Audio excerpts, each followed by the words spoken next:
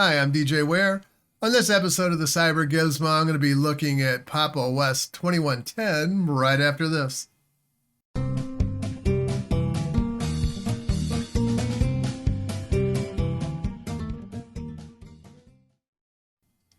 So the first thing you'll probably notice about Pop! OS is the version number is aligned with Ubuntu. So it's 2110, same as the latest release from Ubuntu, which was about mid-October it came out, and of course now we're in December, and here's Pop! OS. So yeah, should you call it 2112? Maybe, but you know it is based on Ubuntu. So I mean that's really what they're trying to say. The other thing that is also included in this version is there is the starting of a departure from the standard Ubuntu releases, and also kind of a standard departure from the JDK or the GNOME desktop environment, because the System 76 folks that work on Pop! OS have created their own, I would say essentially their own desktop environment called Cosmic. That was introduced in 2104, and they continue to improve that in this current release. What is Pop! OS really for? So there's a lot of different things that it does, but it's really designed for fast navigation. They're really trying to get back to worrying about the user and the productivity of us that are trying to use this thing in order to get our workflow done. And it's also designed for workspace organization. I mean, if I can't get through the clutter, if I can't, organize things according to buckets, whether I'm working on a video or I'm working on a script or I'm doing a review on a distribution or what have you, if I can't organize those things into tasks or areas on the screen that are meaningful, then I get lost in the clutter, and I'm sure you do too. But it's designed to be fluid and then provide a convenient workflow. So it's trying to get out of your way, it's trying to be easy, and it's trying to offer you the tools you need in order to allow you to flow through whatever the steps are that allows you to complete the task that you're at hand. And then finally, it's designed to help you discover new tools or new ideas about Linux that you might put into practice without being an obstruction, without blocking you from doing that. And I think those are really worthwhile goals to have in a distribution. The primary focus of Pop! OS is not just this, okay? It is a general purpose operating distribution, and it isn't just specifically, oh, well, if you're not a creative or you're not doing science, technology, engineering, and math, then it's not for you. Well, I think STEM is kind of hilarious because it's attempting to categorize four things that are really related or building blocks on each other. Math, I would say, sits at the bottom. It is the foundation of any science or engineering. Technology would be the product. It would be the result of not only engineering but also science and math in order to produce something. Yeah, so I mean, I just think it's hilarious that they're trying to put these into four categories, and when they're interrelated. Workflow customization. So there's really a bunch of areas that they're trying to improve, and workflow customization is one of those. They have a dock, and a dock, of course, is where you would find your applications, and you can pin them to a strip, either on the side or the bottom or the top of the screen, wherever you want it to be. But then it allows you to have how you want that to look and how you want it to function.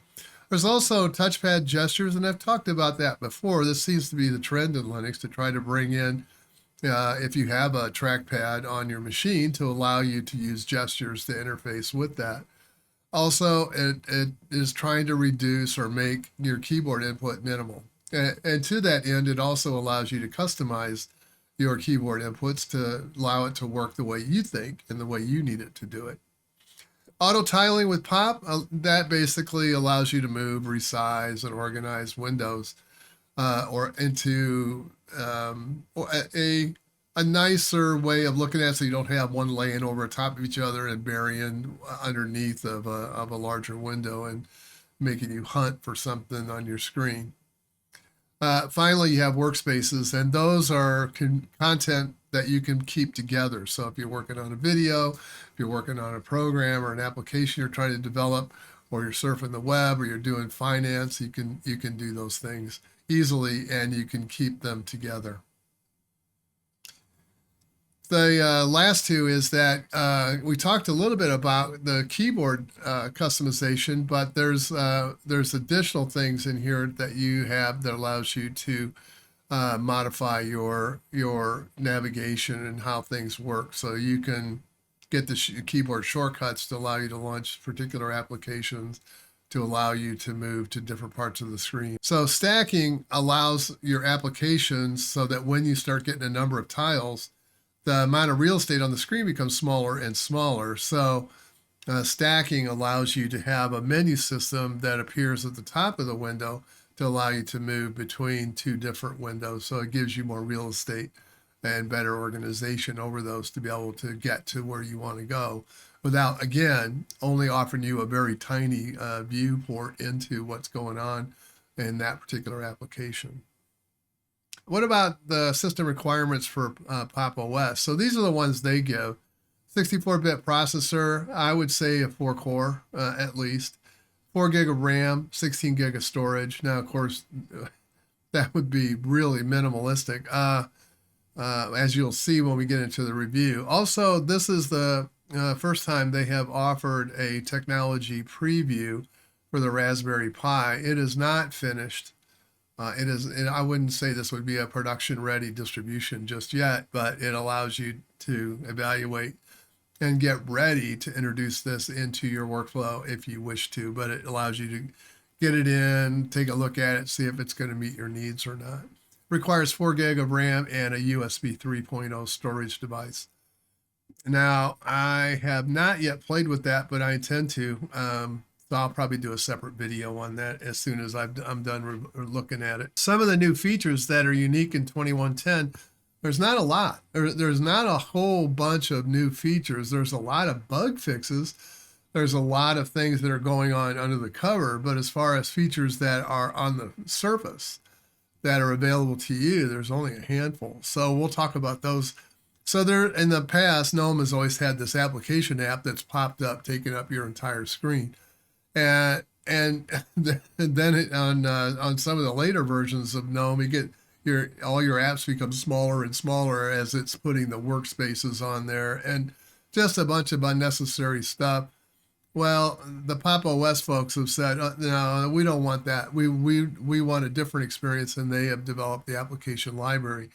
And we'll look at that today in more depth, but yeah, it's a little bit different approach in looking at how to manage applications without taking up all the real estate on your screen.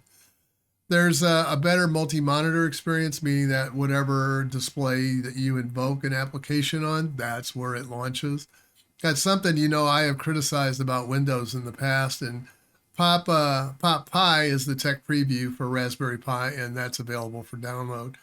There's a new kernel that's based on 5.15.5. Now, I haven't checked to see what the actual current one is. There was some updates that were released a couple of days ago, so we'll take a look at that. But and of course, the new kernels, that always brings in new hardware support, some of the latest things that they're trying to do with Linux, and of course, that also brings support for Intel's 12th gen processors as well. So there's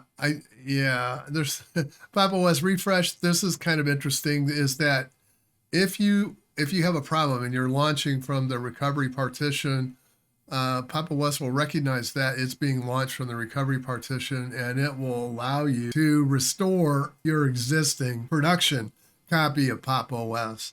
And it does so, it'll do that reinstall without destroying your data. So I think what they mean by that is it actually protects your home directory. I don't think it's going to protect any data that you might have in the etc directories or anything like that, but it will protect your data in home directory for sure. Pop! OS repositories are now hosted on the System 76 infrastructure. That, of course, gives them an advantage, as they're not reliant on a particular delivery schedule for a certain package. So if they want to make a new release or they want to introduce a new feature, that gives them the freedom to do that. And I think Pop! OS has always considered themselves to be a little bit along the lines of Fedora, where Yeah, and not in that they look exactly the same, because they don't, but because Fedora views themselves as sort of a rolling release, and I think Pop! OS does too. So what kinds of I've kind of changed things up a little bit. So I mean I like what Pop! OS has done here is that they have produced examples of applications that are open source, and some are not. Some are not open source. Some are pay are subscriptionware. So there are a number of tools that if you're in the bioinformatics or you're interested in bioinformatics, there's a number of tools like R, which is a statistics application. There's Bioconductor, Bioconda, Uniprot, Bowtie 2, and BioPython, which allows you to do science within the bioinformatics. There's also deep learning. Now, TensorFlow, if you've done any work around TensorFlow, you know how difficult that is to get installed. I mean, there's literally a huge number of packages, and it's in constant flux. I mean, just trying to get it to install sometimes is a bit of a bugger. So the Pop! OS people have created TensorMan, and TensorMan is attempting to organize the TensorFlow application inside of a container. They're also trying to manage the Docker interface, because Docker can be kind of a nightmare sometimes too, in order to manage updates to those containers and to get you the latest versions of the TensorFlow application space. So it's an easier way of managing it. TensorMan provides an easier way of managing it, and they're trying to keep TensorFlow packaged to allow it to work. There's also PyTorch, Cafe, Jupyter, and MATLAB. So yeah, you have all those tools available for you there. In engineering, you have VS Code. There's Real-Time OS. There's Postman, KiCad, Android Studio, Arduino IDE. There's a number of other third parties too, but like CATIA and some of those for engineering. But yeah, those are commercial applications. Media production, you have Blender, you have DaVinci Resolve. Now, DaVinci Resolve does have two different versions. It has Studio, and then it has their free version. So you can install DaVinci Resolve, and you can use that for video editing. OBS Studio allows you to manage multiple cameras, multiple scenes, and to be able to stream from that platform as well as record. So yeah, it's and then there's Inkscape. Lightworks is a video editing system that is cloud-based, and it does offer a free version, which is rather limited. And then they also offer a subscriptionware version, which allows, of course, more features and additional capabilities. Natron is that is a video compositor. So if you think in the old days of rotoscoping, that's exactly what Natron does. So it has a rotoscoping feature in it. Of course, they handle sprites and all those kinds of things, but they're basically trying to animate things that normally wouldn't be animated. So yeah, that's what that's for. So I guess at this point, I think what we need to do is to set up for an install and review this, and I will be right back. Okay, so I'm on the installation page here, and so what I'm going to do is we're going to just select the language, and we'll select our location and our default keyboard layout, which will also be English. Don't need anything else for this one. So now you can go in here and you can, set up the partitions manually and all of that. Now, one thing I did notice, I did go in here. I was looking for a way to install ZFS. I did not see a mechanism to do that. You can install it as ButterFS or XFS, or any other file system that you want, but ZFS is not one of them. So what we're going to do is we're going to do a clean install, just the default. And we'll select our hard drive here. And then we'll put in a username.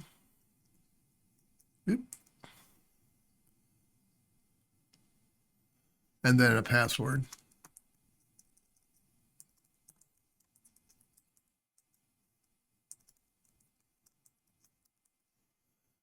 Okay. And I don't want it to encrypt since this is on a VM. Yeah, there's other ways to do that. So, okay. So the next step is to go ahead and restart, and we'll do that as always. And it should come up, yeah, with this typical welcome screen, to walk us through. Okay, we got to do this. And there's a few, if you don't like the dock and you don't want it, you can get rid of it. If you want it in the middle without, any black, without bars going all the way across, you can do that too. So it gives you a chance to kind of customize it the way you want it to look. I like it that way, and that's what I'm going to do. Now I can have it so the workspaces button and application. So if I didn't want that, I could just turn it off. And if I didn't want the applications, I could take that off. And if I wanted the date and time and locate it somewhere else, I could do that too. So which is fine the way it is. And then this allows you to, is showing you how the applications launcher works. And so you can super key this up, and then the launcher will come up, and then you can pick whichever applications you want. And then you also have 4-finger to open the workspaces. And then it gives you a chance here if you want to switch between light or dark mode. I'm going to leave it on dark. And then if you want to keep your location, this is basically advertising where you're located, but and you are, once you change the time zone, of course, you are giving a general location of where you are. One thing I noticed right here is you'll notice the version numbers.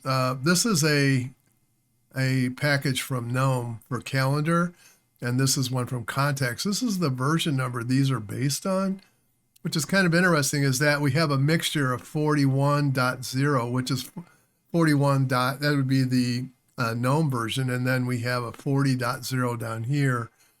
And I would suppose there'd probably be a few more. There's extensions is 40.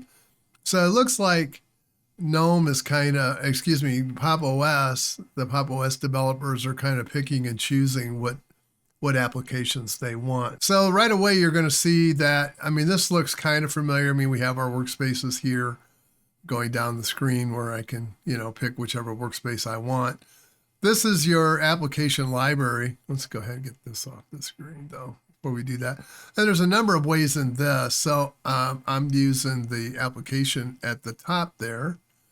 You can also bring it up right here. I can also use the super key, which brings up the launcher, and then I can start to type, something in, and then I can see what things are listed here to bring up. So yeah, I'm just hitting the super key, which would be the Windows key, we should call it the Linux key, right? So anyway, we have that, and you'll notice a couple of things here. So if I bring up the application library, this is a little different than it is under GNOME. So the first thing you'll notice is that there's obviously a border, and there's no workspaces up here. This is much like what we're familiar with in some of the older versions of GNOME, where we have kind of a full view of the application icons. But you'll notice some folders down here. So this is the library home. This is kind of the general location or the default location. And then you have these, which kind of help organize your applications a little bit better into categories. So yeah, you have system, and then you have utilities, and then you can create your own. So let's go ahead and let's put in one for photography. And these would be my applications, of course, for that. Now I can come back over here and I can type in, let's see if I can find our friend GIMP, and it's right here. Oh, that's interesting. How come it didn't, I don't know. I don't know why it doesn't do that. Why doesn't it bring it up? So it looks like there might be, there might be a bug in this. It's also not letting me do anything with it. All right, so let's try it. Let's just go into the PopShop straight in. Yeah, it looks like there's a few issues here. All right, so now I have two choices here. I can install the Flatpak or the Debian, the Debian package. So whichever one you want to install, you can pick to do that. So let's go ahead and we'll put the Flatpak out. It'll be bigger, of course, but that's, yeah, what I understand that it's supposed to do is it's supposed to bring you, when you're on the application library and you do a search, it's supposed to bring you here so that you can then pick which version of that you want to install. So now that should appear here. There it is. And then I can just drag this down to my photography bucket. It disappears out of the library home, and then it exists only in there. So yeah, that'll give you some ways to do that. And of course, you have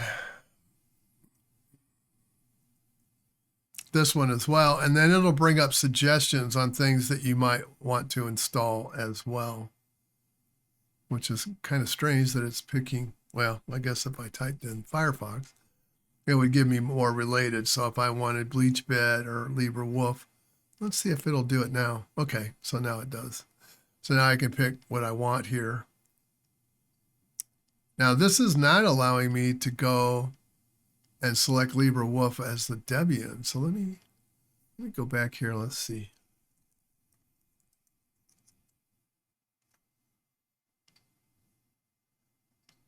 Maybe there isn't a .deb package for this.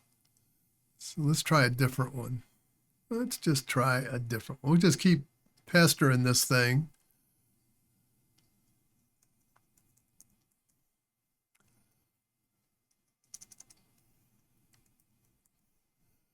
Let's try Joplin. Back to this again. Popped open the workspaces and then got lost. I saw it for a second and then it went by. That is so weird. Yeah, there's the Joplin. Now it's because it probably, no, still Flatpak only. Interesting. I don't know if that's the way it's supposed to work or whether that's a bug, but it seems like it should give me both options to install. Now the file folder and all that, that's all this, that has not changed all that much, except I think it's, yeah, 40.0, it's 40.2. So the reason for this, now GNOME is up on 41 dot something. So the reason for this delay is Ubuntu for the past 2 releases has been delayed in getting to the later versions of GNOME. And there's like a month or 2 between when GNOME releases their new versions and when Ubuntu starts to get ready to release their product. So it's because of the customizations that Ubuntu has in their version of GNOME, and they just can't, I know that they have talked about this before, it's just not enough time to get all that done. So they have to slip until the next release. Now, this particular release is, let's try a couple things here. Let's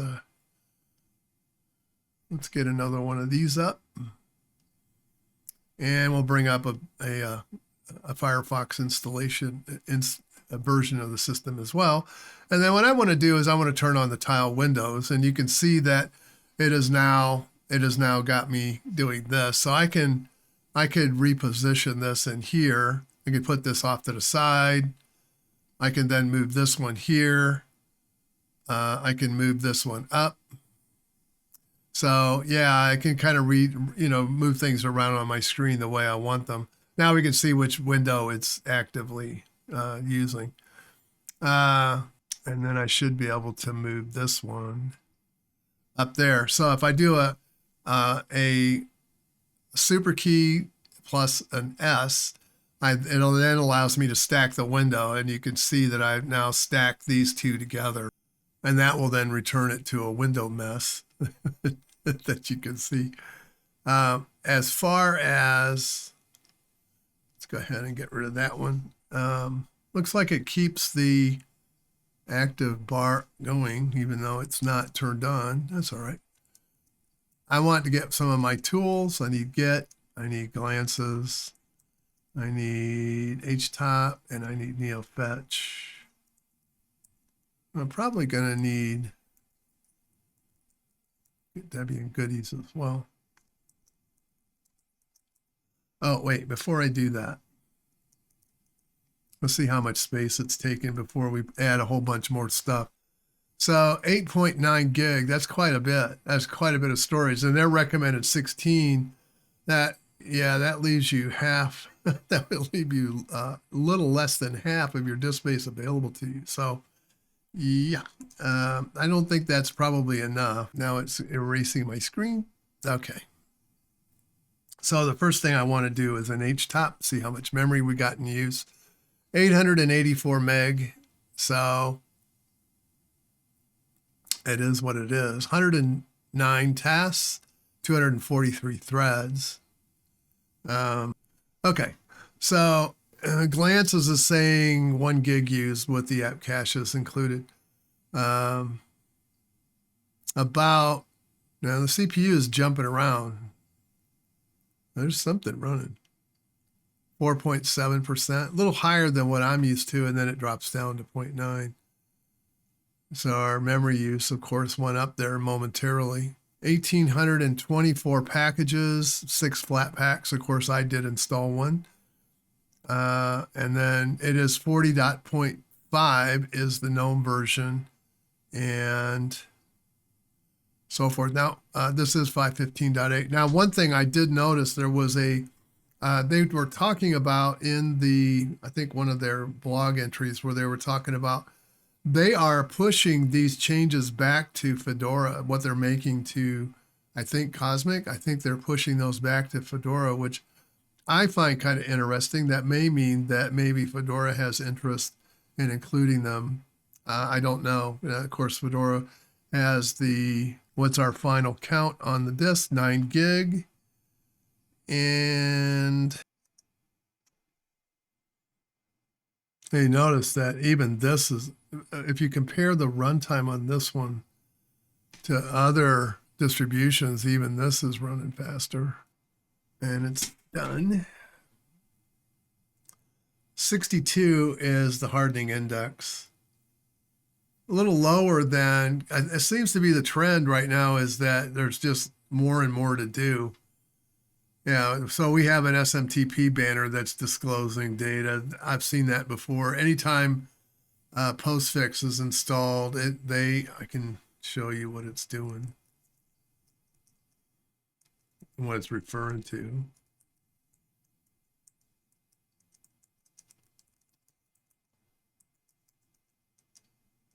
It's right here. It gives the mail server name, and then it tells everybody that you're running Ubuntu. You know, a lot of people say that stealth is not a substitute for security. That's true, but why help your attacker by providing them information? And that has disappeared now. We're still at 62% though, or at 60. I like to look at that as a percentage, but it's actually an index. So that's our position on that. As far as the other parts of the system are concerned, one of the other changes that is in here is that if you have wireless, now I don't, but if you have Wi-Fi, it is supposed to organize that list according to the most recently used. So if you have Wi-Fi hubs that you're connecting to, it should show you the one you use the most, followed by the next use, and so forth. In the past, it has always just listed them in the way it finds them, in the order that it locates them as they come up. And that creates kind of a jumble, which can make it difficult to locate where your stuff is. So as far as Pop! OS is concerned, I'm going to end this here. It looks like this needs a little bit more work, this application library. That transition over to the Pop Shop, it seems a little flaky. It works sometimes and not always. So I'd say that's probably a bug that they probably need to fix. But yeah, so anyway, that's the only comment that I have. Other than that, I think, I've used Pop! OS for a long time. I've been using it since back in 1804 is when I started with it. And I ran it initially on my crabby laptop that didn't like any Linux distribution, but for some reason it liked Pop! OS. It didn't have any problem with it. other than the fact that the Wi-Fi would never be, the Wi-Fi would never work on that one, but that's all right. I had a fix for that. It was a dongle. I'm planning on coming back with the Raspberry Pi. I will see how that works, and I'll go over that with you when I get that installed. That's all I had for today. I hope you enjoyed this, and if you did, please like and subscribe. Hope to see you again real soon, and happy holidays.